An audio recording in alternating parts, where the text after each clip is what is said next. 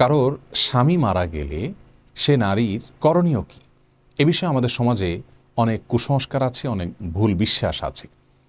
অনেকে মনে করেন যে কোনো নারীর স্বামী মারা গেলে তাকে বাকি জীবন সাদা শাড়ি পরিধান করে কাটাতে হয়। অনেকে মনে করেন তিনি আর কখনো অলংকার পরিধান করতে পারেন না।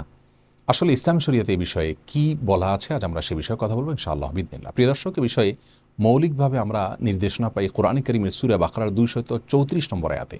আল্লাহ সুবহানাহু ওয়া তাআলা ইরশাদ করেছেন, ওয়াল্লাযীনা ইউতাওয়াফাউনা মিনকুম ওয়া ইয়াযারুনা আজওয়াজা ইয়াতারাব্বাসনা বিআনফুসিহিন্না আরবাআতা আশহুরিন ওয়া আশরা। অর্থাৎ যে সমস্ত পুরুষরা মৃত্যুবরণ করেন তাদের মৃত্যুর পর তাদের স্ত্রীদের করণীয় হলো তারা 4 মাস 10 দিন নিজেদেরকে নিবৃত করবেন। অর্থাৎ 4 মাস 10 দিন পর্যন্ত তারা অন্যত্র বিবাহ বন্ধনে আবদ্ধ হবেন না।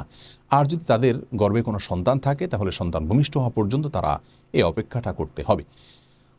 হাদিসে রাসূল করিম সাল্লাল্লাহু আলাইহি সাল্লাম থেকে বেশ কিছু করণীয় আমরা প্রায়ই বিধবা নারীর জন্য, স্বামী পরিত্যক্তা মহিলার জন্য, যদি কারো স্বামী মারা যান তাহলে তিনি 4 মাস 10 দিন পর্যন্ত শোক পালন করতে পারবেন। রাসূল করিম সাল্লাল্লাহু আলাইহি সাল্লাম বুখারী বর্ণিত এক হাদিসে ইরশাদ করেছেন, কোনো ব্যক্তি অন্য কারোর মৃত্যুতে তার যত প্রিয়জনই হোক না কেন 3 দিনের বেশি শোক পালন করবার সুযোগ নাই। তবে বিধবা যিনি স্বামীকে হারিয়েছেন তার জন্য সুযোগ হলো তিনি 4 মাস 10 দিন পর্যন্ত শোক পালন করবেন। এই 4 মাস 10 দিন তিনি যে কাজগুলো করবেন না তার ভিতরে 1 নম্বর হলো, যেই বাড়িতে তিনি অবস্থান করেছেন স্বামীর বাড়িতে, সেখানে তিনি অবস্থান করবেন 4 মাস 10 দিন। একান্ত প্রয়োজন ছাড়া তিনি বাহিরে যাবেন না।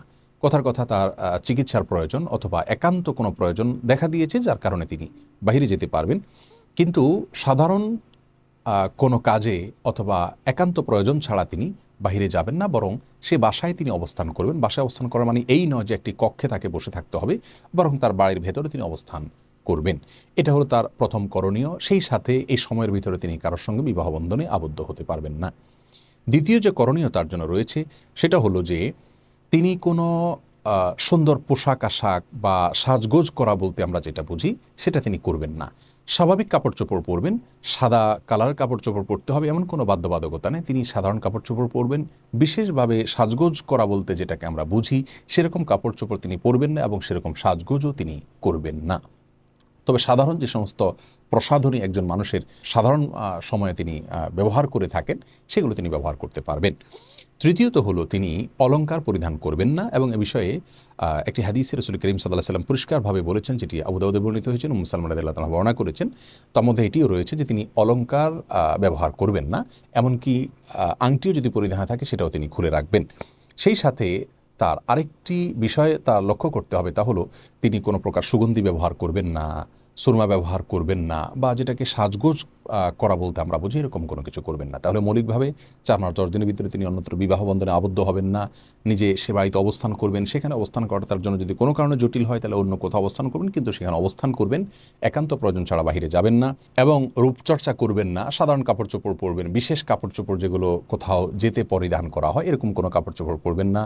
অলংকার পরবেন না, পরিধানে থাকলে সেগুলো খুলে রাখবেন এবং সুগন্ধি ব্যবহার করা, সুরমা ব্যবহার করা এগুলো থেকে তিনি বিরত থাকবেন। তবে এই বিষয়গুলো 4 মাস 10 দিনের জন্য। 4 মাস 10 দিন পার হওয়ার পরে তিনি সাধারণভাবে যে কোনো অন্য সময়ের মতো পোশাক আশাক পরতে পারেন, সাজগোজ করতে পারেন এবং অলংকার পরিধান করতে পারেন, অন্য সব কিছু তিনি করতে পারবেন। আজীবন তাকে সাদা শাড়ি পরিধান করে থাকতে হবে অথবা অলংকার পরিধান করতে পারবেন না, এরকম কোনো কথা কোরআন অথবা হাদিসের কোথাও বলা হয়নি। আল্লাহ সুবহানাহু ওয়া তাআলা আমাদের সকলকে ইসলামের প্রত্যেকটি নির্দেশকে সঠিকভাবে জানার তৌফিক দান করুন, মানার তৌফিক দান করুন এবং সব ধরনের কুসংস্কার থেকে বেঁচে থাকার তৌফিক দান করুন। আসসালামু আলাইকুম ওয়া রাহমাতুল্লাহ।